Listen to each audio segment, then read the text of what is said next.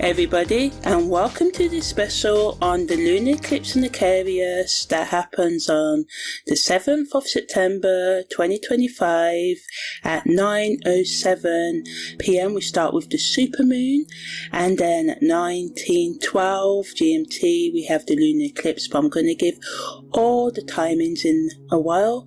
And the main theme of this, because it's in Aquarius, it's a revolutionary release and a collective awakening, finishing off, the lunar eclipse periods that we've had this year, the first being in March. Okay, so this is a lot going on. We have the lunar eclipse, of course, in Aquarius, but it's also, lunar eclipse is full moon, but it's also the corn harvest moon, and it's in conjunction with the moon's north node as well, and it's a super moon, as I said.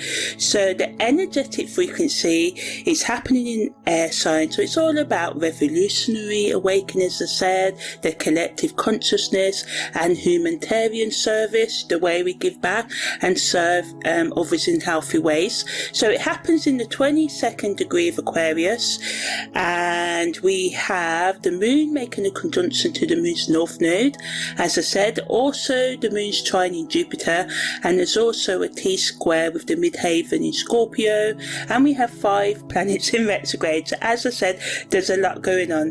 The Sabian symbology for this total lunar eclipse is a rug placed on the floor for children to play on.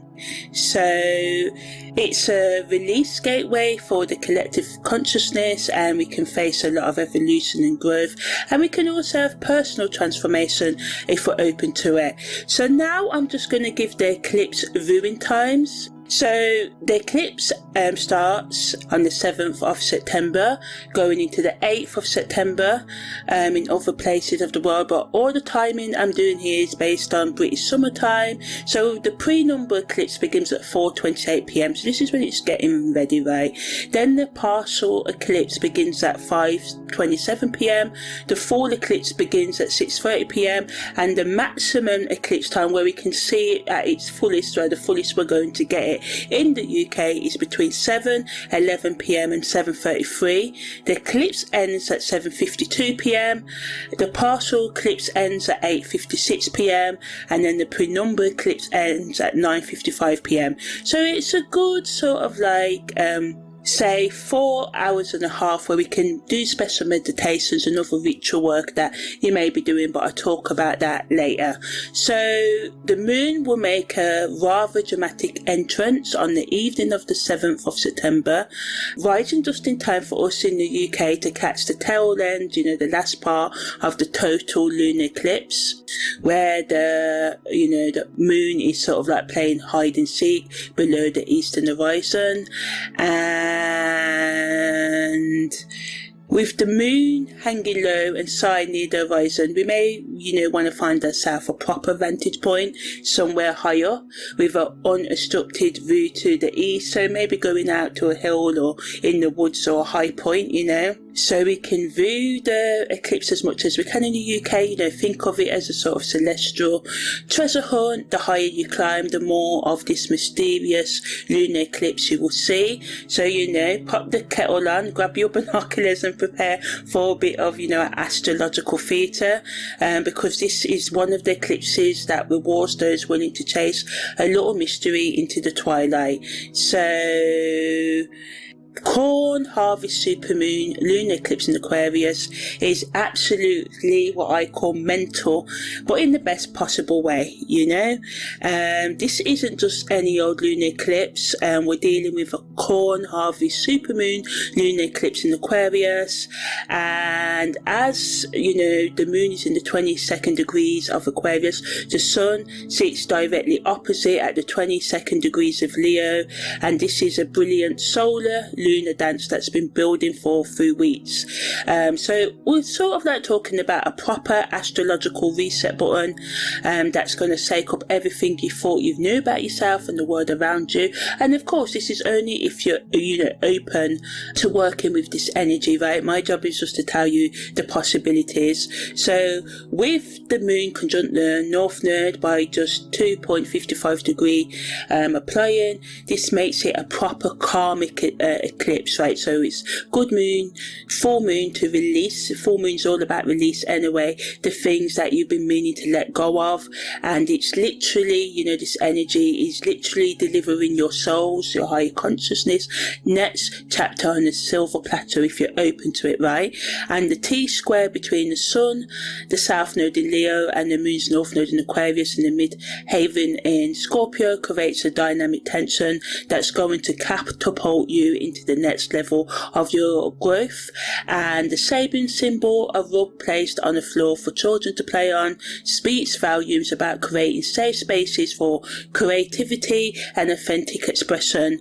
And as I said, we've got 5 major planets in retrograde: Saturn, Neptune, Chiron, Pluto and Uranus. So we're also dealing with a massive karmic review period, because retrograde, that's what it means to go inward, to review, to think about, self-reflect on the things you need to let go of. And this full moon in Aquarius lunar eclipses, giving us the chance with amplified, increased energy to release old patterns, while simultaneously at the same time it awakens us to our role in the collective consciousness. So it's a good full moon to ask questions, to write things down, to journal, to experience new things, as in new ways of being. So yeah, that's the summary version. If you don't want to listen to anything else, that's it. If you want the full in-depth version, then keep on listening. So this lunar eclipse phase in focus. Lunar eclipses are all about endings, completion and releasing what no longer serves you.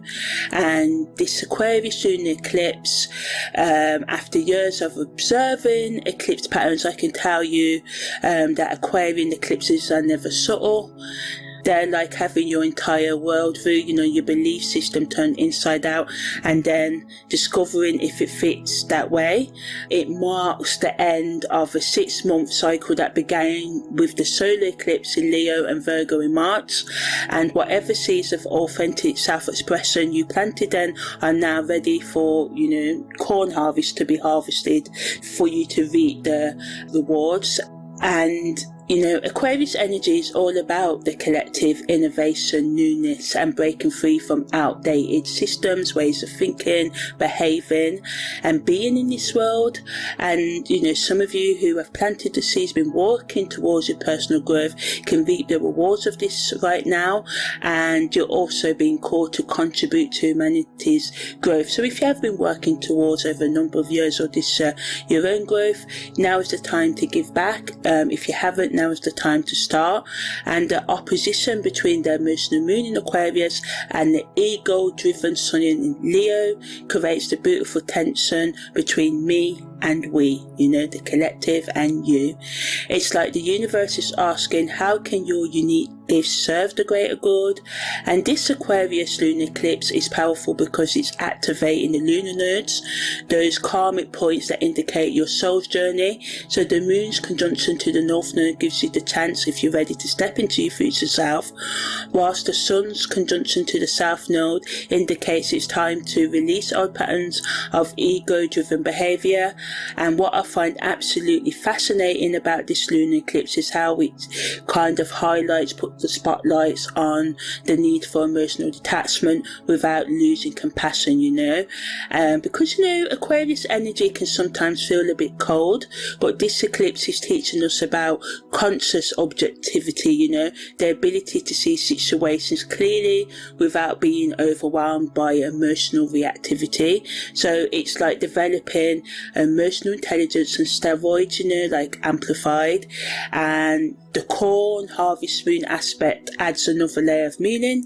Traditionally, the corn harvest moon provided extra light for farmers to gather their crops, and this lunar eclipse in Aquarius is providing that same, illumination, glow up for your spiritual and emotional harvest. So ask yourself, what have you been cultivating, creating in your inner world, and what relationships, beliefs, or patterns are ready to be gathered or released, So as we look deeper into the energies involved in this lunar eclipse in Aquarius, as I said, we've got the sun in Leo.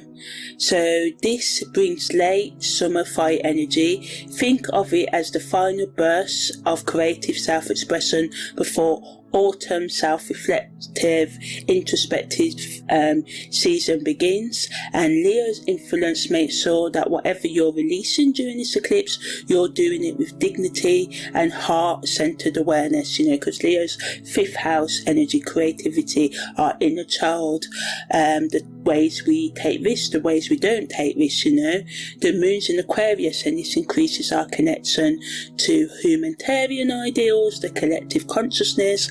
And it isn't just about personal emotional release, it's about understanding how your individual healing journey contributes to humanity's awakening. And the moon's conjunction with the moon north node makes this a proper destiny moment. So we also have Mercury making an opposition to the moon.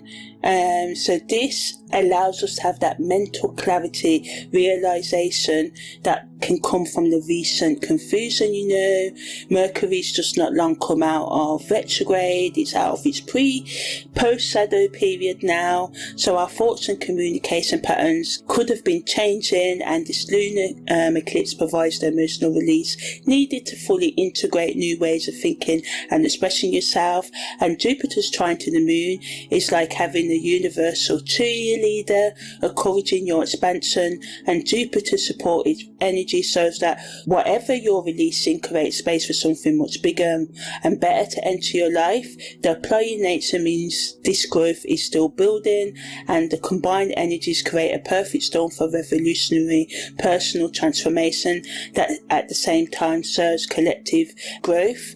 It's like becoming a more authentic version of yourself whilst at the same time becoming more connected to humanity, which brings us, Aquarian sort of like paradox, being detached from the collective, being individualistic while still, being yourself, being who you are, while still, caring about the collective in a detached way, in a way that's not codependent, it's interdependent, So the full corn moon, the harvest moon, is late summer's abundance, and it typically happens in September, but sometimes happens in October if we have 13 full moons in a year and we have that, elusive blue moon.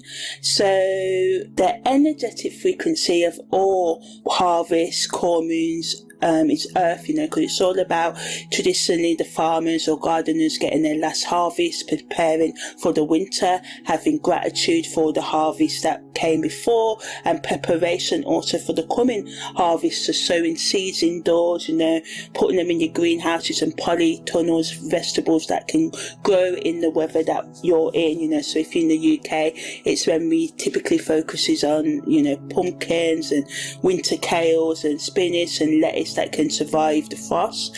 It typically happens when the moon is in Pisces or Aries, and it's happens when the moon is exactly opposite the sun, and it's also the closest full moon to the autumn equinox, and it's a release gateway for summer's efforts and preparation for the autumn winter. So as I said, the core moon is also called the harvest moon, and the origin of the corn moon comes from the Native American traditions, particularly those of the Algonquin tribes. They named it after the tall stalks of corn that would be ready for harvesting around this time. So the origin of the corn moon, the harvest moon, comes from, the name corn moon comes from the Native American traditions, particularly those of the Algonquin tribes. They named it after the tall stalks of corn that would be ready for harvesting around this time, and the term harvest moon has more of a European origin. And as I said, the harvest moon isn't fixed to a particular month. It typically happens around October, early October or September, depending on the year, as I said, and it's the full moon that's closest to the autumn equinox, which typically happens on the 22nd or 23rd of September each year. So, back in the day, before we had any fancy electric lights and whatnot, the harvest moon was a proper godsend for farmers. You see, around this time of year, the moon rises about 30 minutes later each night, as opposed to the usual 50 minutes or so. So this means that for several evenings, there's a nice bit of extra light right after sunset, dead handy for, bringing in those last crucial harvests before, autumn and the winter sets in. So the positives of the corn harvest moon is that it gives extra light for completing tasks and projects. It can increase our awareness of abundance and gratitude. We can have a strong connection to nature's cycles and rhythms. It's a powerful energy for manifestation and goal achievement. It increases our intuition and psychic abilities. It gives an opportunity for celebration of growth and hard work. But negatively, it can just lead to emotional burnout of us feeling overwhelmed. We can have difficulty sleeping due to the increased lunar brightness. We can have a tendency to overwork and push too hard. We can feel more anxious or depressed about winter and autumn, reduced in daylight and stuff like that. We can have a risk of holding on to things that need to be released, and we can have challenges in transitioning, changing from summer to autumn energy. The best use of the corn moon harvest moon energy is to complete long-term projects and start reaping, enjoying the rewards of your long-term projects. Practice gratitude rituals and abundance mindset, preserving food, knowledge or resources for future use, reflecting on the year's accomplishments and lessons, setting intentions for the coming autumn and winter seasons, as I said, performing release rituals to let go of what no longer serves you, celebrating with the community and saving the fruits of your labour. So if you grow things in your garden or on the farm, saving your crops, your fruit, your veg, and ultimately, the harvest core moon is a proper powerhouse, energetic vibe, especially when it comes to manifestation and release work. It's like having a universal spotlight shining on all your efforts from the past year. It's time to stay stark, celebrate your wins no matter how small, and prepare for, that cozy, introspective period of the autumn and winter.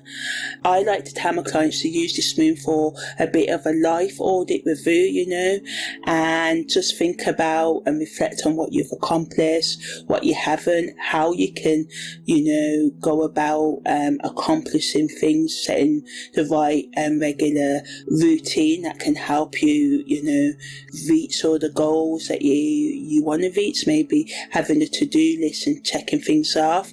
You can ask yourself, what seeds did you plant early in the year that are now bearing fruit? What projects or relationships have ripened to the point of harvest? It's a brilliant time for gratitude practices, as I said, because the more thankful we are, the more abundance tends to flow our way. And one of my favourite corn moon harvest moon rituals involves creating a harvest basket, or just drawing one, visualizing one, writing down all your achievements from the past year on small pieces of paper and put them in the basket. Some of you may put actual fruit and veg and share them. You can also add things and items that it represent what you want to cultivate, create in the coming season. This can be anything from actual seeds or fruits to symbolic objects. Keep this basket on your altar or in a special place as a reminder of your growth and potential. All that being said, it's not just about bringing things in. The moon is also good for release work. Just like farmers clear their fields after harvest, we need to clear out what no longer serves us. Maybe it's old habits, limiting beliefs, or relationships that have run their course. This moon gives us the oomph to let go with grace and make space for new growth. Remember, the energy of the core moon, harvest moon, can be quite intense. It's easy to get caught up in the doing and forget about the being. Make sure to balance your activity with proper rest and reflection. Maybe have a nice soak in the bath under the moonlight, or spend time stargazing and connecting with, the greatness, the vastness of the universe. Lastly, don't forget to have a bit of fun. This moon is traditionally a time of celebration and community. Why not host a little harvest dinner with your mates, sharing the fruits of your labours, literally or metaphorically, and setting intentions for the coming seasons together. In the end, the core harvest moon is all about recognising the abundance in our lives, expressing gratitude and preparing for the next phase of the journey. It's a powerful time for manifestation, release and connection, both to ourselves and to the natural world around us. So, there you have it. That's my deep dive on all things Chiron, harvest moon. And remember, as with anything astrological, take what resonates with you and leave the rest. Trust your own intuition, as it's your best guide under any moon, So yeah. So, as I said, this lunar eclipse happens when the Earth's shadow falls across the moon's surface, creating that dramatic reddish hue we call the blood moon. And the supermoon aspect means our lovely lunar companion is closer to the Earth than usual, making her appear larger, more luminous, and it intensifies all the emotional and psychic effects we typically experience during eclipses. So, as I said, the preamble phase begins around 5:40 GMT, and it reached its peak around 8:44. So that's roughly 3 hours of intensified lunar energy washing over the planet. The path for totality will be visible across Europe, Africa and parts of Asia, though the energetic efforts are global, And what makes this lunar eclipse potent is that it's a supermoon. It's close to the Earth, so we can see an increase in emotional and psychic sensitivity as well. And, we can experience collective consciousness shifts and changes. Some of you will be subtle, some of you dramatic, depending on how far on you're on your energetic spiritual journey. I always tell my clients to pay attention to the dreams and intuitive hits during the 3 days before and after eclipse, because that's when the veil between dimensions gets, really, really thin and potent, So as I said, we've got 5 planets in retrograde at the time of this lunar eclipse, right? So we've got Saturn in retrograde, so the traditional father figure energy of Saturn is being softened by Pisces right now as well, and the retrograde influence increases the eclipse's message about releasing, collective programming that no longer serves humanity and its growth, and we may find ourselves questioning authority figures or systems that we previously accepted without question. Neptune is also retrograde in Pisces, so this creates a double dose of psychic sensitivity, and it can help us tell the difference between genuine spiritual insights and wishful thinking or delusion. And this is relevant because the Aquarius energy of this eclipse, right, demands authentic change, innovation rather than fantasy. So we may experience vivid dreams, heightened intuition and sudden clarity about spiritual matters that have been confusing, and it helps us integrate, that practical Aquarian style service to humanity. So it helps us, stay grounded, Chiron is retrograde in Aries, so this allows us to heal what needs healing. It will bring up old wounds around identity, independence and leadership, and during this lunar eclipse in Aquarius, these personal healing journeys become part of the collective healing process, and the wounded healer archetype is being transformed. Instead of suffering alone, you're learning to heal through community and shared experience, and this retrograde influence shows that the past experience of feeling different or excluded are exactly your qualification for serving humanity's awakening, you know. Pluto is also retrograde in Capricorn. So this allows us to break down outdated power structures, routines and authority systems, you know, and it increases the Aquarian energy once again, allowing us to transform from the ground up and showing us that real change happens from, you know, the bottom up, you know, and wants us to realise that change does not come from traditional hierarchies and chain of command status levels. It illuminates how our personal empowerment can contribute to collective liberation from oppressive systems. Uranus is also in retrograde at the time of this eclipse, so it brings tension between innovation and stability, and it allows us to have sudden insights about what truly matters, grounding Aquarian visions into practical sustainable change. And the retrograde influence shows that the most revolutionary thing you can do is to live authentically according to your true values, even when it challenges conventional expectations, you know. So ultimately, the collective themes of these retrogrades allows us to heal wounds of separation, release outdated routines and authority structures, and to integrate spiritual wisdom into practical service, which is the main theme of this eclipse overall. And as I said, lunar eclipses are seen as a time when the veil between worlds are thinner, allowing for deep spiritual transformation and collective healing. The Greeks called them blood moons, believing they represented the moon's goddess, monthly death and rebirth, which is a cosmic reminder of the life's kind of cyclical circle nature. And in Vedic astrology, the lunar eclipses are considered political, powerful for releasing karma and spiritual purification. And the nodes of the moon, Rahu and Ketu, the north and south nodes in Western astrology, Rahu and Ketu, of course in Vedic, creates opportunities for the soul to break free from repetitive patterns. And because this September lunar eclipse is happening so close to the North Node, this carries that ancient wisdom of karmic liberation. And the corn harvest moon connects, adds layers of agricultural and seasonal wisdom, and farming communities recognize that this full moon is a time for gathering what has been, you know, cultivated, created, and separate the wheat from the chaff, you know, the good from the bad, preparing for winter's and autumn's self-reflected period. And modern psychology recognizes similar patterns.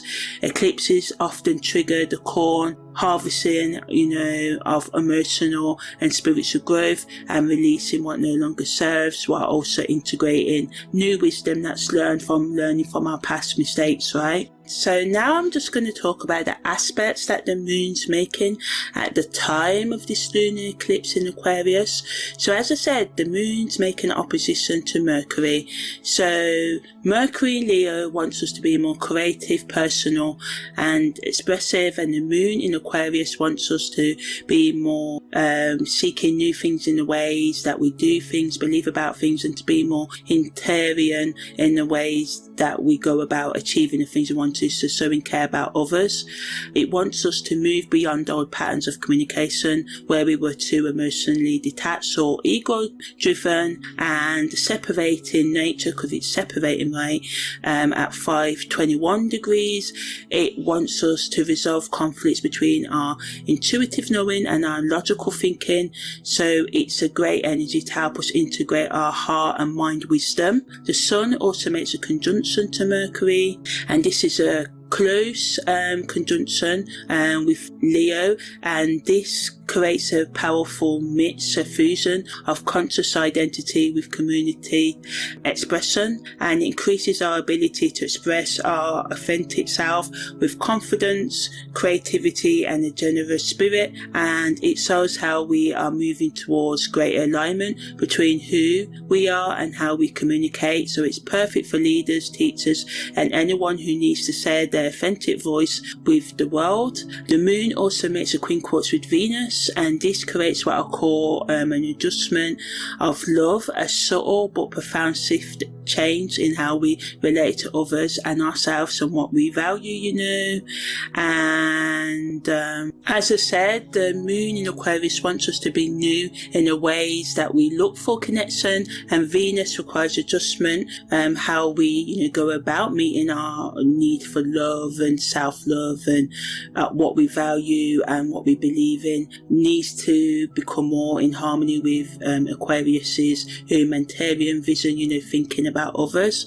So it allows us to learn to love in new ways, less possessive, more inclusive, and more focused on collective well-being rather than just personal satisfaction, and it's applying at 0.17%, so it's really, really tight. And then we've got the sun making a semi-sextile with Venus, and this is a nice, gentle energy that really works well with the moon's quincunx to Venus, and it brings subtle harmony between our personal identity and how we value relationships, and separating nature shows we're moving away from ego-driven relationship patterns towards more authentic, heart-centered connections, and it supports us being more creative, especially in a way that serves love rather than just personal recognition, so doing things for the greater good rather than how much money we get, how much likes we get, The moon's trine to Jupiter creates expansive emotional wisdom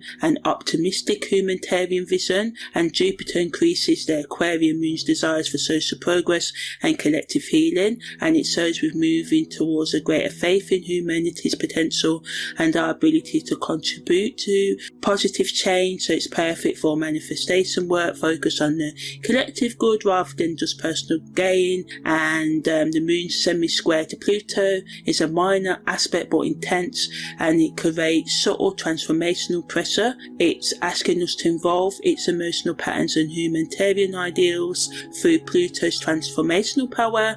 It shows we're moving towards deeper, more authentic ways of caring about collective well-being and less superficial activism, and it allows for a more deeper transformation. The sun sextile square to Pluto creates tension between personal identity and transformational power. It challenges us to express its authentic self in ways that serves deeper transformation rather than just personal glory, and this supplying aspect shows we're learning to lead from the soul rather than what our ego needs. The moon makes a conjunction to the moon's north node, as I said, and it allows us to serve the collective good whilst maintaining our individual authenticity. It wants us to work and show up towards our collective responsibility and meet the humanitarian destiny of Aquarius, which is bringing things into life, creating things, using technologies in ways that uplift humanity. AI is not bad, social media is not bad, just the way we can use it is, so it's calling us to use technology, the world's money, water, other resources, education, etc., in ways that uplifts and benefits the all rather than just the food, and it wants us to work with our soul's higher consciousness purpose through community service and innovative thinking, breaking free from the old mentality of, withholding resources and oppressing people. The sun makes an opposition to the moon's north node, so this brings again tension between ego expression and soul's evolution, and this shows our personal identity represented by the sun in Leo may need to be refined, tempered, changed in service of the collective, and it wants us to lead from service rather than ego. So we see a lot of these aspects and energies wanting us to release the things that get in the way of us thinking about other people and working to make ourselves better people and the world a better place. And the moon's opposition to the south node allows us to actively release old patterns of emotional detachment or humanitarian idealism, which is being idealistic about what needs to be done for change to actually come about, and we need to ground our ideals in practical reality, but also breaking free from reality, because we've been taught to believe that the reality that some people can have and many cannot have is the real truth, and that's not it. So it wants us to move away from ineffective and outdated ways of caring about others into practical and realistic ways of caring for others, right? So, if we keep on with the systems that oppress people, we're never going to get world peace. We really have to get to the bottoms of why there are issues in our countries, other people's countries and stuff like that, and how to solve them rather than blaming our problems on, this person or that person or this thing, and seeing that a lot of our problem comes from generational dysfunction, us growing into adults that are so wounded, especially our inner child, that makes us act and respond in ways that shuts down from the energy of love, and then inadvertently we're making the energy of hate bigger, right? Because we're shutting down from love, from goodness. We're saying, there's no such thing as love, there's only bad people out there. And it's these kind of thoughts that amplify the terrible things that happen in humanity. But if we realize that a lot of people who hurt people are hurt, and this is really true to an extent, because you don't really want to hurt another human being if you weren't hurting yourself, right? And this is not to invalidate or validate that behavior or validate how you feel about that behavior. It's about getting real about what it's going to take to change our world, right? And the sun makes a conjunction to the south node, so it allows us to integrate past life leadership abilities and creative talents while releasing ego-driven patterns that no longer serve us. And the sun's conjunction to the south node shows that natural leadership abilities need to be changed and redirected towards collective service.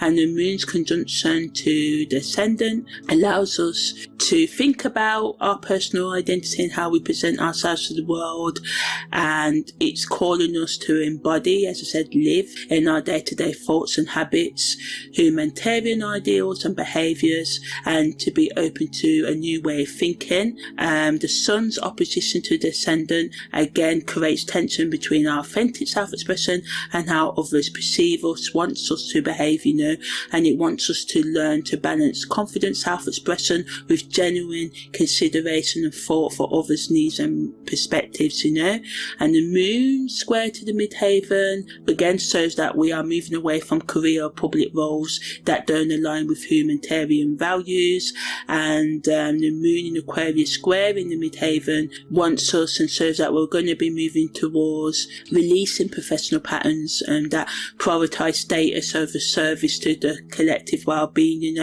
And the sun square to the midheaven indicates we're moving away from ego-driven career ambitions towards more authentic expressions of our life purpose.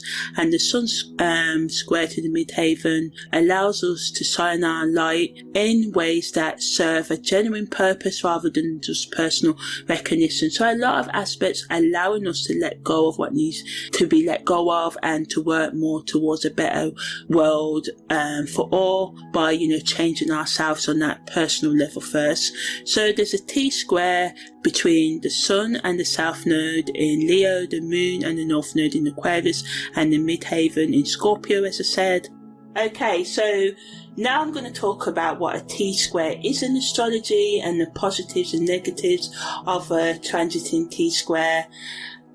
So a T-square in astrology is when 3 or more planets. Normally some people count points. I will only count a point such as the moon's north node if it was like conjunct a planet like Venus at the same degree, something like that in a T-square.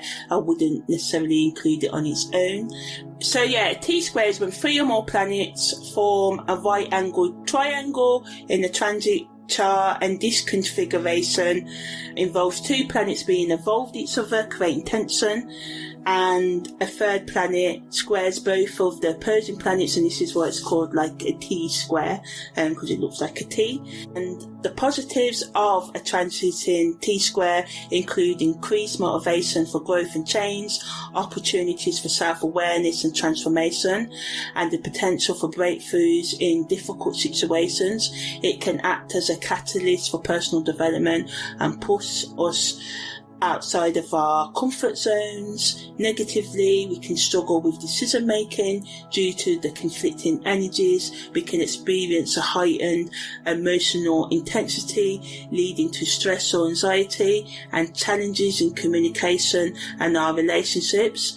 And it can also kind of bring eternal conflict to some of us as well, because of the external obstacles that come, or the internal thoughts of unresolved psychological, emotional and spiritual trauma that can come up. And dealing with these issues internally or externally that come up can require patience and resilience to overcome. So allows us to transform our approach to authority, creativity and public service. And the Leo Aquarius axis balance, wants us to, harmonize individual expression with the collective needs. And the Scorpio midheaven demands authentic transformational leadership that serves deep healing rather than surface recognition. So this aspect pattern creates what I call an evolutionary leadership pressure, and we're being pushed to develop new ways of leading that serve both personal authenticity and collective transformation. And the 19% orb shows this is manageable, but persistent pressure is needed, consistent effort, building day-to-day routines so that we can integrate the energies of this eclipse, which lasts the next 6 months, right up until the next eclipse that happens next year, right? So now I'm just going to do a deep dive into all the different Sabian symbols that's affecting this total lunar eclipse in Aquarius and what they bring to the table, right? So we've got the moon in the 22nd degree of Aquarius. As I said, the Sabian symbology is a rug placed on the floor for children to play on. So it rules the right gastrocnemius muscle, and it's about creating safe spaces for authentic expression and playful change, innovation, newness. So it speaks to the fundamental human need for safety, nurturing environments where creativity and authentic self-expression can grow. And as we lack these a lot across our nations, right, in the countries, this is why a lot of the generational dysfunction happens. This is the core. So Aquarius wants us to look at the core reasons for our human problems rather than say it's because we've got too many people from this country or the next in our country and all the rest of it, looking at why the other people are coming to our country. Is our country taken from these other people? Are we doing the best to help these people in the right ways to come from the oppressive systems and governments that may be under? What's the deeper things that's causing the world's issues, as I said. So during this lunar eclipse in Aquarius, the collective consciousness is being invited to create metaphorical rugs, safe spaces where humanity can explore new ways of being without judgment or criticism. The imagery, of protection and comfort and the recognition that play is essential for healthy development, both individually and collectively. And it again, makes us aware that it's our responsibility to create, containers, safe spaces for growth and change and innovation and creative expression that serve the greater good, and it provides the energy to become that safe space in your community. This might manifest as literally creating physical safe spaces for gathering and creative expression, or energetically holding space for others to explore their authentic selves, or building online communities, doing that work of creating safe spaces for people. It allows us to launch innovative projects that benefit children, community groups or humanitarian causes. Our work or home space can become like a hub for like-minded individuals seeking authentic connection and creative collaboration during the eclipse integration period, But the sadder side of this Sabian symbol comes when safety becomes stagnation, or when the rug becomes a place to hide from adult responsibilities. The lunar eclipse can show us the ways where we've been avoiding growth by remaining childlike and dependent rather than stepping into mature service. There's also potential for becoming overly protective of our creative spaces to the point of exclusion, forgetting that true Aquarian energy serves the collective rather than just the chosen few. So, it's reminding us that, to sometimes we can build defense mechanisms or rules that can lock people out, It wants us to look after the health of our gastrocnemius muscle, so paying attention to our physical bodies and stability at the time of this eclipse. So walking and running can help us maintain balance in this muscle, and how we kind of navigate life's journey, deal with it, and it can bring attention to any mobility or balance issues we may have, or issues feeling grounded, So a lot of us have these issues, we get all these spiritual and, philosophical beliefs, and this can unground us. So it's important to stay grounded, to bring in that Mercury energy, that logical energy, while also allowing that Neptune energy to take us to higher heights, right? So gentle stretching, walking meditation, or dance therapy could be particularly healing during this eclipse period. And, in terms of the practical, creating a physical or energetic safe space can be really good, and help us with our creative play, and invite people over for storytelling or movement or painting, and just doing things that nurture the inner child while also serving collective growth. And the gastrocnemius muscle often holds tension related to feeling unsupported or unstable in life. So as I said, exercises like walking barefoot and natural surfaces, grass, gentle yoga poses that strengthen the legs, or visualization techniques that imagine roots growing from your feet into the earth can be really good as well. Epsom salt baths can help you release or sours energetic tension stored in the leg muscles, And over the 6-month integration period following this eclipse, notice how your relationship with safety and creative expression, evolves or grows.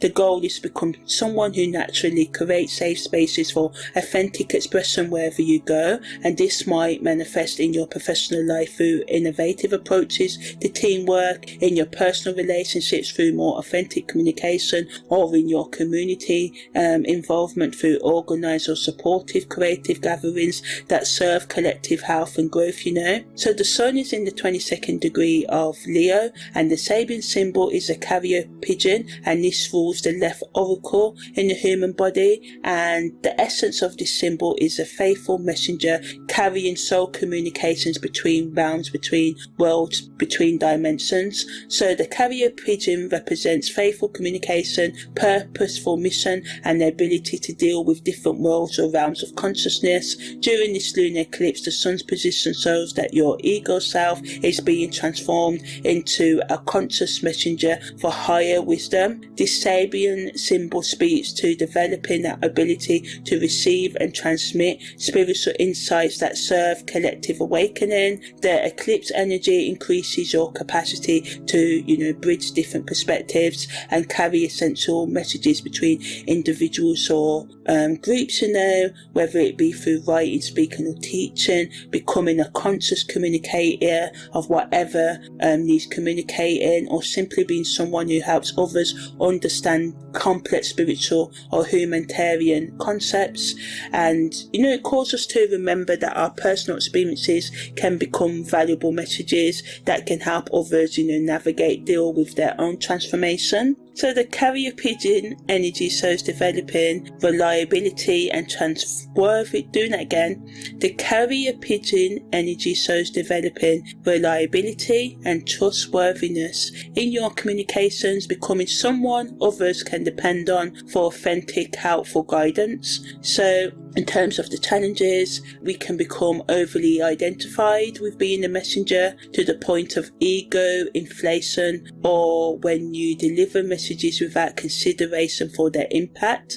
The lunar eclipse in Aquarius can illuminate patterns where you've been carrying messages that ain't truly yours to carry, or where you've been avoiding your own authentic voice by only repeating what others have said. There's also the risk of becoming trapped in old communication patterns rather than allowing the eclipse to upgrade your messaging capabilities. So, it wants us to pay attention to how different types of communication affect our heart rate and emotional well-being, because the left auricle, which is is a part of the heart, emphasizes the importance of heart-centered communication. So in terms of the practical eclipse ritual of this energy, 22nd degree of Leo, where the sun is, we can write letters, even if you don't send them, to people who need to hear important messages from you. The eclipse supports clearing communication blocks and expressing previously unspoken truths. So, consider starting a blog, newsletter, or social media presence. And don't focus on, there's so many people out there. No, I believe everyone's got a niche of people that will only listen to the way that you say their message, So, create a presence, whether it's a blog or social media presence, or continue one that's focused on sharing authentic insights that serves others' growth. And the carrier pigeon energy responds well to rituals involving actual written communication, journaling, letter writing, or creating art that creates meaningful messages. So, in terms of the parts of our body, we can focus on heart health through gentle cardiovascular exercises, jumping on a rebounder, heart opening yoga poses, Pilates, Tai Chi, anything that helps regulate your heart rhythm. So pay attention to activities that support or stress your heart.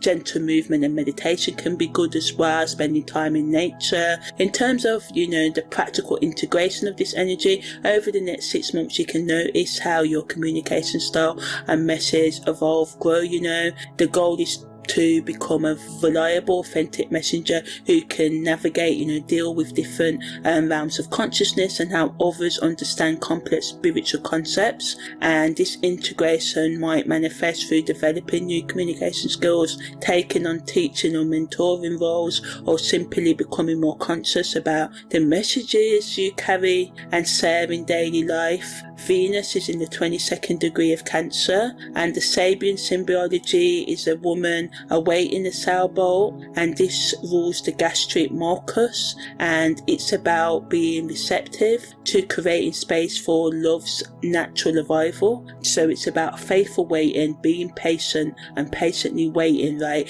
and trusting in divine timing for love and abundance to arrive. A lot of the time, because I watch a lot of shows, yes, Guilty Pleasures, Love is Blind, 90 Day Fiancé, Married at First Sight, a lot of people go on these shows, right, and sometimes I wonder, I bet you do, why? Why?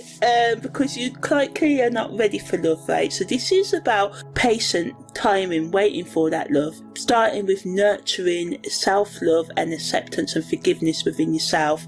It wants us, with Venus in Cancer, to create a new relationship with love and sense of beauty and values, and being receptive to space and waiting rather than forcing outcomes.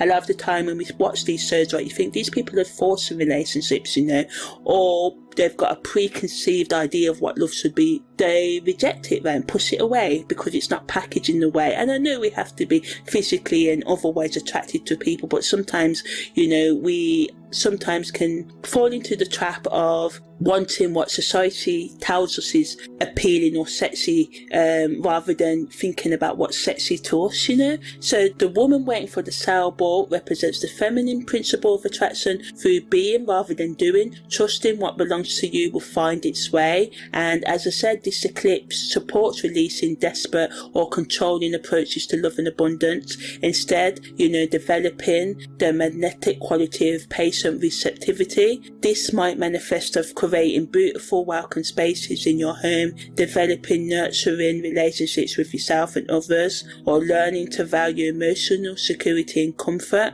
The energy supports artistic or creative projects that come from emotional depth rather than ego-driven ambition. In terms of the challenges of this Sabian degree, we can, be too passive in waiting, and this can become inaction, or when receptivity becomes victimhood. So this eclipse might illuminate, bring your attention to patterns where you've been waiting for others to rescue you rather than taking appropriate action for your own well-being. There's also the potential for becoming overly attached to specific outcomes of people rather than trusting the natural flow of relationships and opportunities. And the gastric mucus connection emphasizes digestive health and the body's ability to receive and process nourishment, and during this lunar eclipse in Aquarius, pay attention to how emotions affect your digestion and appetite. This eclipse supports developing healthier relationships with food, eating patterns, and emotional nourishment. Stress-related digestive issues can come to the surface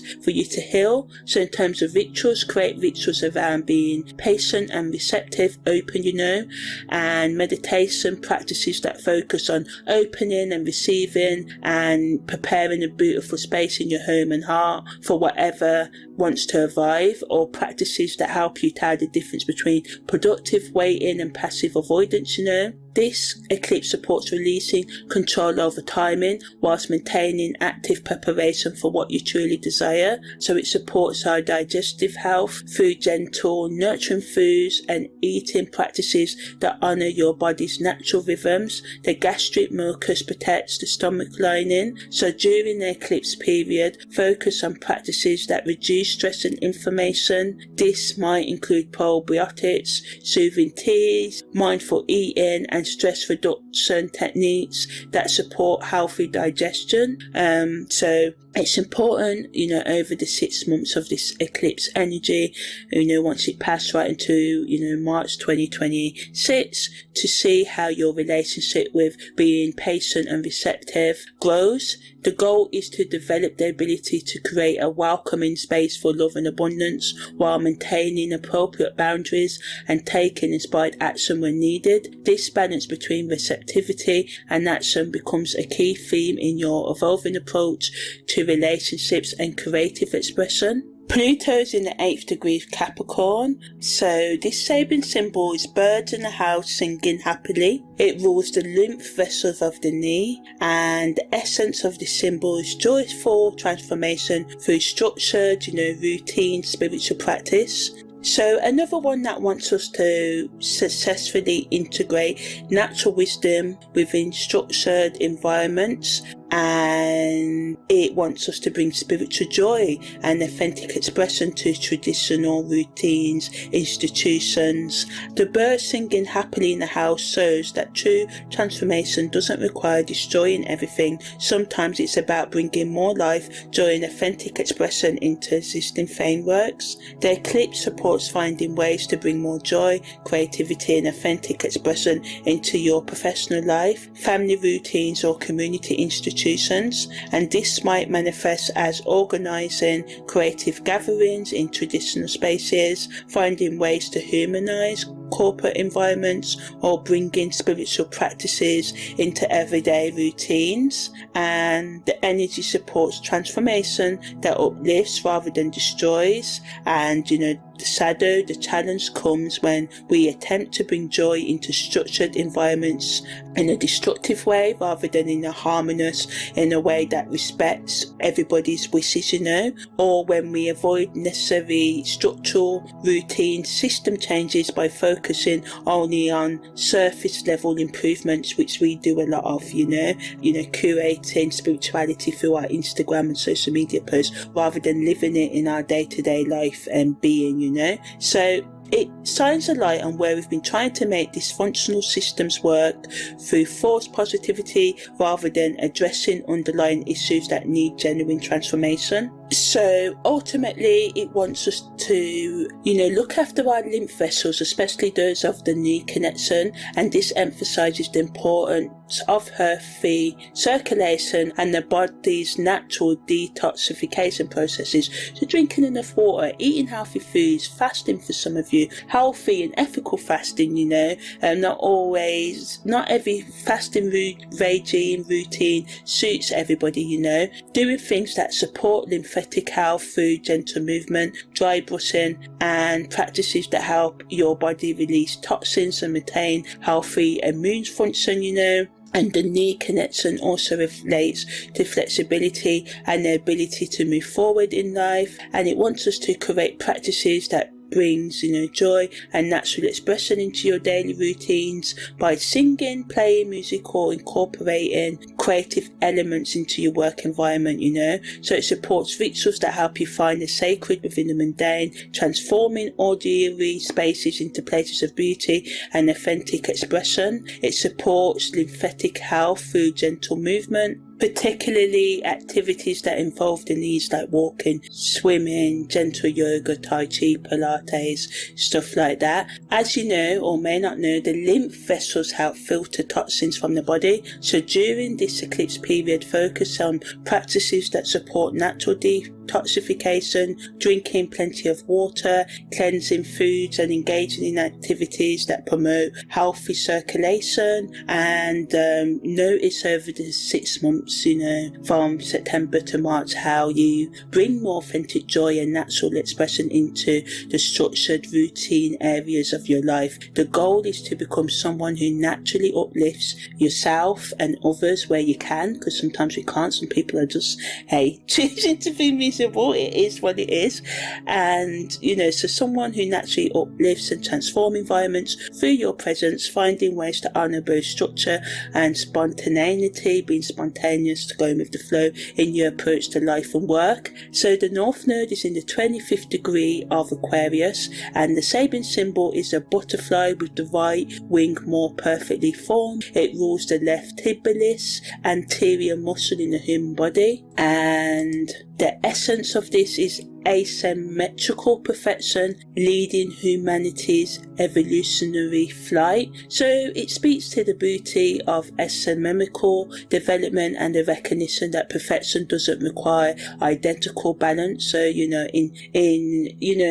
the logical and the spiritual intuitive side of ourselves are different, right? They're asymmetrical, but when we let each of them grow in the direction they need to, we can find balance that way, rather than trying to let logic outdo our intuition, or our intuition outdo our logical side, our right brain outdoing our left brain, and vice versa. It's about bringing them into balance and seeing the perfection in our imperfections, right? And it wants us to be open to our unique gifts and perceived imperfections as actually what humanity needs to grow. The butterfly with more developed right wing represents the courage to fly despite apparent imbalances, trusting that your unique way of being personality serves a higher purpose. So this eclipse supports being open to your unique talents and perceived weaknesses as part of your service to collective evolution and growth. This might manifest as stepping into leadership roles despite feeling unprepared, sharing your authentic story, including struggles and imperfections, or developing skills that feel naturally aligned even if they don't fit conventional expectations. And by doing this, your astronomical development can become a gift to others who also feel different or imperfect. But the sadder side of this energy shows up when we use our imperfections as excuses for not fully engaging with our purpose, or when we become overly focused on fixing perceived imbalances rather than learning to work with them skillfully. And this eclipse might illuminate patterns where you've been waiting to be perfect before serving others, or where you've been trying to force balanced development rather than honouring your asymmetrical gifts. So the left tibialis anterior muscle connection relates to the ability to lift the left foot and maintain balance while walking. This muscle often becomes tight when we're trying too hard to maintain perfect balance in life, and during the lunar eclipse in Aquarius we should focus on things that improve natural balance. So a lot of Sabian symbols want us to improve our balance, work on exercises that help us feel more grounded, and it wants us to celebrate our unique gifts and imperfections, focusing on art or creative projects that highlight asymmetry as beauty, journaling about how our struggles have become strengths, or meditation practices that help us appreciate our unique kind of being, nature. So this eclipse supports the need for perfect balance whilst developing trust in your ability to deal with life and your own unique gifts and to accept them. It wants us to do things that strengthen the tibialis anterior muscle, and to focus on practices that support confident forward movement despite perceived imbalances or imperfections, and doing the things to look after our foot and other stability as well. And to, over the 6 months, the goal is to develop confidence in your unique gifts and the courage to serve others even when you feel imperfect or, not, symmetrically developed, and it wants us to be able to be willing to flow with whatever personality you have, and this can become an inspiration for others to embrace and who they are. So the South Node is in the 25th degree of Leo, and this Sabian symbol is a large camel crossing the desert, and this rules the pericardium in the human body. And the essence of the Sabian symbology is enduring your solo journey and releasing the need for external validation. So the camel crossing the desert represents endurance, staying power, self-reliance, and the ability to sustain yourself through difficult journeys without external support. And during this lunar eclipse, the South Node position shows releasing over dependence on external validation and recognition, learning to find inner sustenance for your spiritual and creative journey. This symbol speaks to the wisdom gained through periods of solitude and self-reliance. This eclipse supports developing genuine self-reliance, the Sabian symbol, the sun here, and inner validation, releasing the need for constant external approval or recognition. So this can manifest as taking on projects that serve your soul's purpose, even if they don't receive immediate recognition, and developing spiritual practices that, sustain your difficult periods, or learning to trust your inner guidance over external opinions. In terms of the challenges, this happens when self-reliance becomes isolation, or when the journey through the desert becomes stubborn refusal to accept help or connection. So this eclipse can, light up patterns where you've been using independence as a defense mechanism against being vulnerable, or where pride has prevented you from receiving support from the universe, from your higher power or higher self. It doesn't just have to be other people, when it could be beneficial for you to receive that help, And the pericardium connection relates to the protective sac around your heart, emphasizing the importance of healthy boundaries that protect your emotional well-being without completely shutting out connection. So it wants us again to focus on exercises and practices that protect our heart while also keeping our heart open to authentic connection. So rituals that help you connect with your inner source of substance and validation, solo meditation retreats, journaling. This can all help you recognize your own wisdom, and creative projects that serve your soul regardless of external recognition. And it also supports you developing practices that help you feel connected to your purpose even during periods of solitude or lack of external validation. It wants you to, and it supports healthy heart practices that maintain healthy boundaries, and heart protecting foods, stress reduction techniques, and activities that build emotional resilience. And the pericardium protects the heart whilst allowing it to function. So focusing on developing similar emotion protection that doesn't shut down the capacity for love and guidance. And over the 6-month period of this, lunar eclipse energy, the goal is to develop the ability to look after yourself through inner connection to your own purpose, while remaining open to authentic connection and support when it serves your highest good and the collective benefit.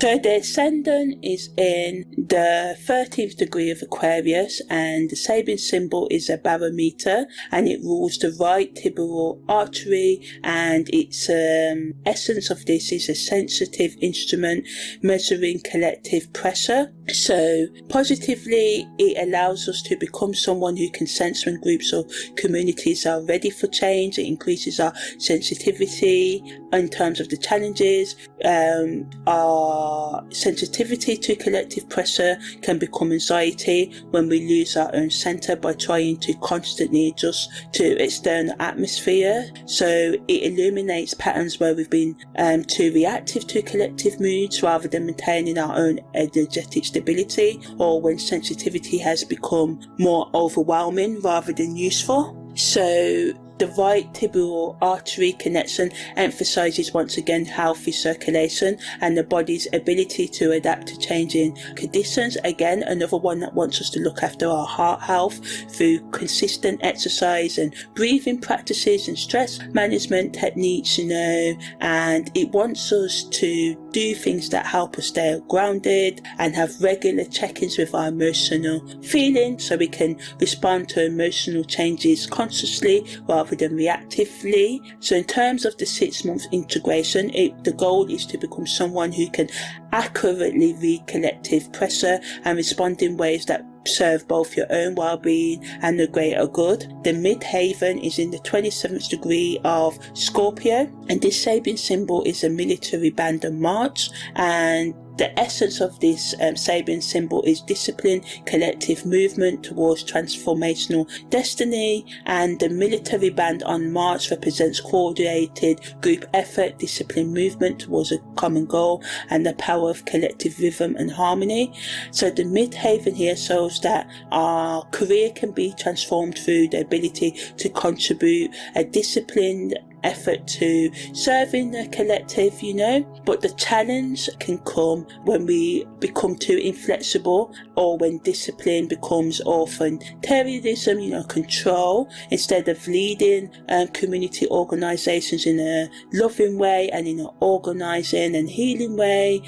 We can just try and rule with stubbornness and control, and this can lead to people rebelling. It can also illuminate patterns where we've been avoiding our role in collective efforts, due to fear of losing your individuality, or where you've been using group membership to avoid personal responsibility and for your unique contribution to the collective upliftment.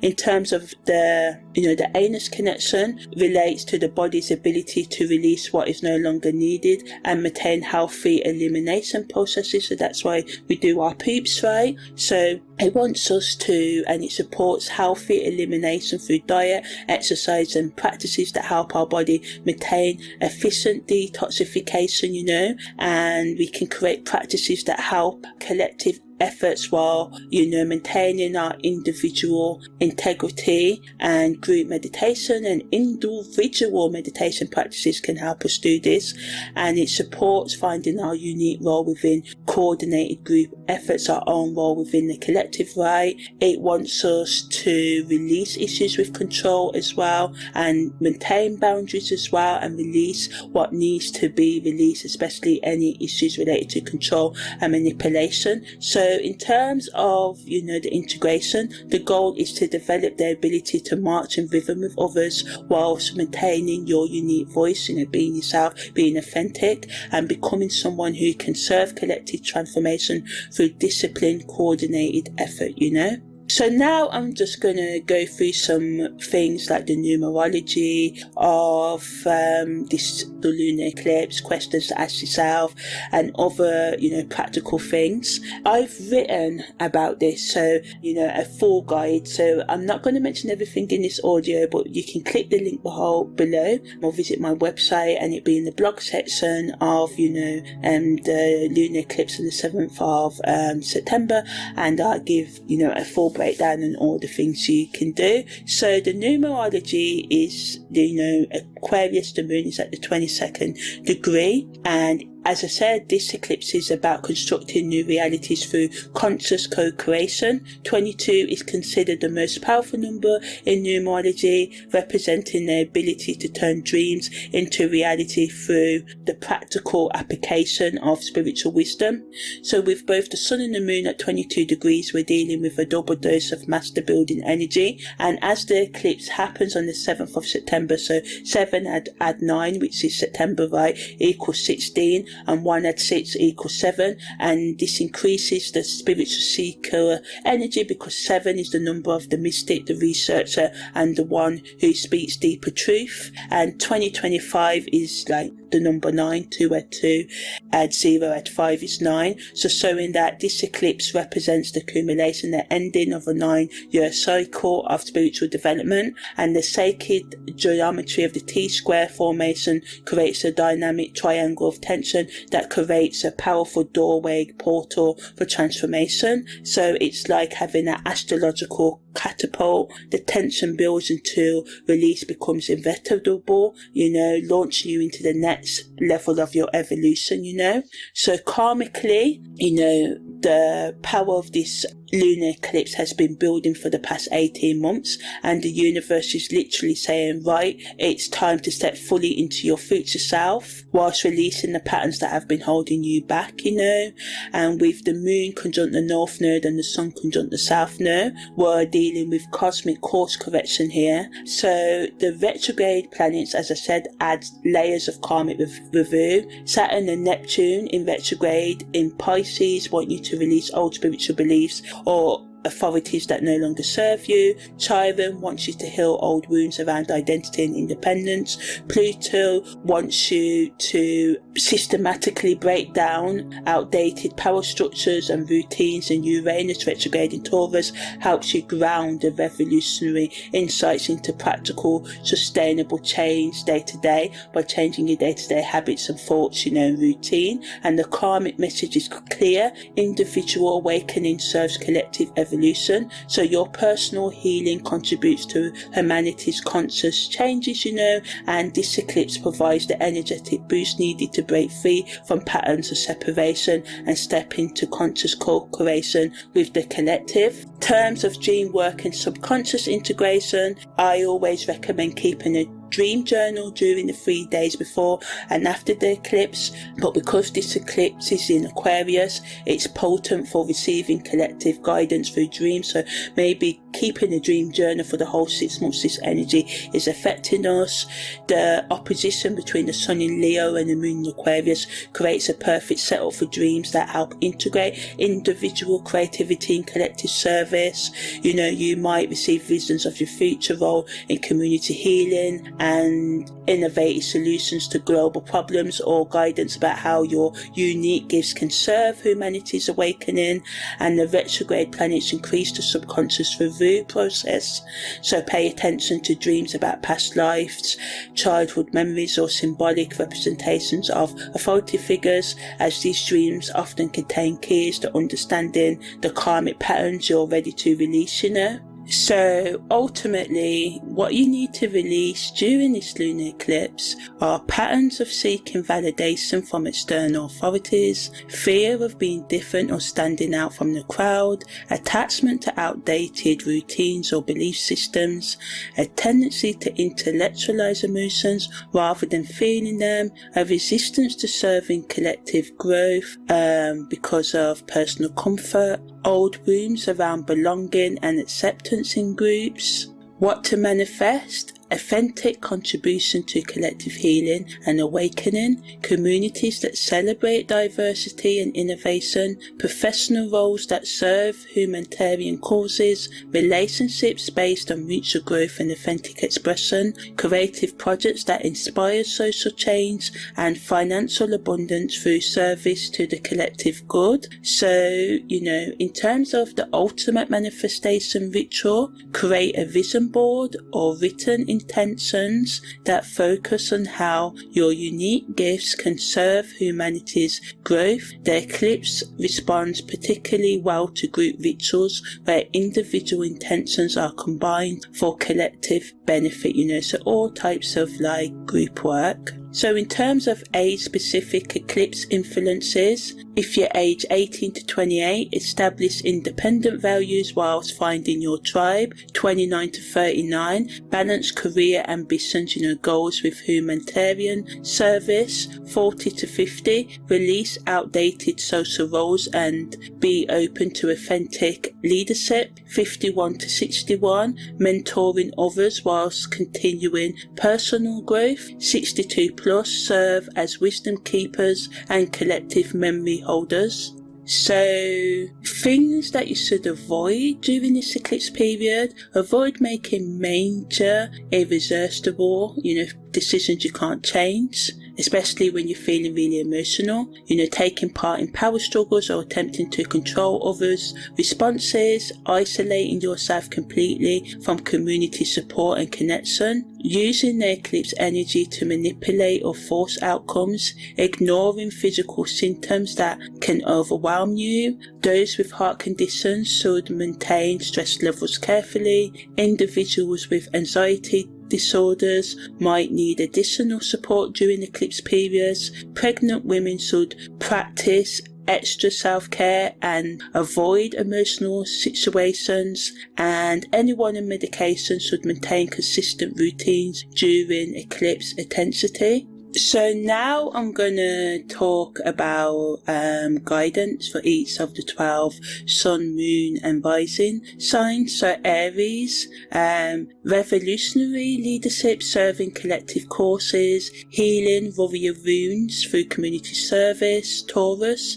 grounding, innovative values in practical sustainable action, releasing attachment to material security. Gemini, communicating humanitarian ideals, connecting diverse groups through authentic information sharing. Cancer, nurturing community healing, creating safe spaces for collective emotional processing. Leo, releasing ego-driven creativity, expressing authentic self in service of collective inspiration. Virgo, practical service to humanitarian causes, healing through detailed attention to collective needs.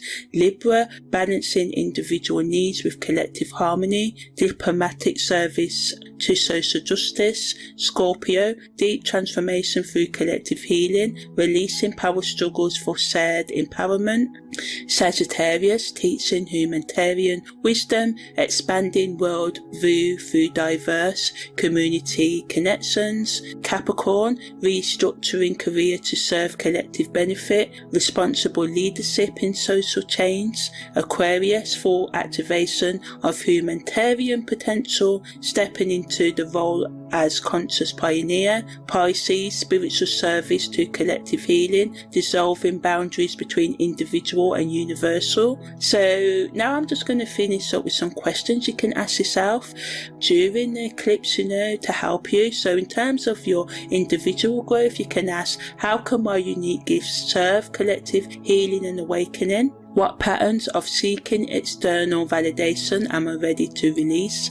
How do I balance individual expression with community harmony? What communities or causes naturally align with my authentic self? Retrograde integration, what authority figures or systems have I been accepting without question? How have my spiritual beliefs grown over the past year? What old wounds around identity and belonging are ready for healing? How can I ground innovative insights into practical, sustainable action for collective service? What role am I meant to play in humanity's consciousness evolution? How can I create safe spaces for others' authentic expression?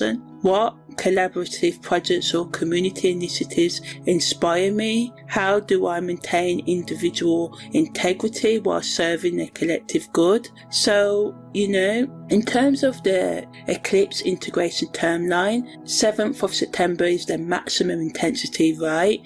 For release and breakthrough moments. Week 1 to 2 after the eclipse is good for the initial integration and processing of insights received. Months 1 to 2 after is good to practically apply eclipse insights into your daily routine and relationships. Months 3 to 4 after eclipse is great to, keep on bringing in new patterns into your day-to-day life and thoughts and continuing engaging with your community. And months 5 to 6 is for the full integration and preparation for the next eclipse cycle. So the 6-month integration period extends until the next eclipse season in March 2026. So this gives us plenty of time to fully live the changes started during the lunar eclipse in Aquarius. So yeah, that's the end of this very in-depth special on the corn harvest supermoon lunar eclipse in Aquarius. it's an invitation to step into your role as a conscious co-creator of humanity's new belief system. And with 5 planets in retrograde, we're dealing with a proper karmic clearing that's been building for months, ending in this revolutionary release and collective awakening. The lunar eclipse in Aquarius isn't just about personal transformation, it's about understanding how your individual healing and authentic self-expression can serve the collective consciousness and its growth. The Sabian symbol of the rug placed on the floor for children to play on perfectly captures, the meaning, creating safe spaces for innovation, creativity and authentic expression that serve the greater good. The eclipse represents the ending of an 18-month cycle of learning to balance individual brilliance with collective service. The T-square between Leo, Aquarius and Scorpio creates dynamic tension that sort of pushes us into our next level of growth, but only if we're willing to release old patterns that have been keeping us playing small, and the retrograde planets make sure that this transformation goes deep, clearing karmic patterns that have been limiting your full expression for years and possibly lifetimes for some of you. And Saturn and Neptune retrograde in Pisces allows us to dissolve outdated spiritual beliefs and authorities, and Chiron retrograde in Aries helps us heal old wounds around identity and belonging. Pluto retrograde in Capricorn helps us dismantle power routines that no longer serve the collective growth, and Uranus in Taurus helps us ground insights into practical long-term action. So over the next 6 months you can be, if you're willing to work with this energy, because right at the start I said it's all about us making a choice to work with astrological and any other energy in the universe, right? So over the next 6 months we can integrate the insights and energy changes initiated during this powerful lunar eclipse in Aquarius. The goal isn't just about personal healing, it's about becoming someone who naturally creates safe spaces for others, authentic expression, while serving the collective consciousness growth and also your own growth and being authentic. It's an invitation to step fully into your role as a conscious co-creator of this new belief. The world needs your unique gifts, your authentic expression and your willingness to serve something greater than your individual comfort zone. The lunar eclipse in Aquarius provides the cosmic boost you need to make this leap, but the ongoing integration work is up to you, so trust the process, embrace your role in collective healing and remember that your individual awakening serves humanity's consciousness evolution. So that's brilliant, right? We've all got a role to play, but it's up to us. We've all got free will, so the choice is yours. So yeah, that's the end of this very in-depth special on the total lunar eclipse in Aquarius on the 7th of September 2025. I'm Amani, your astrological karmic life coach. Take care and see you next time.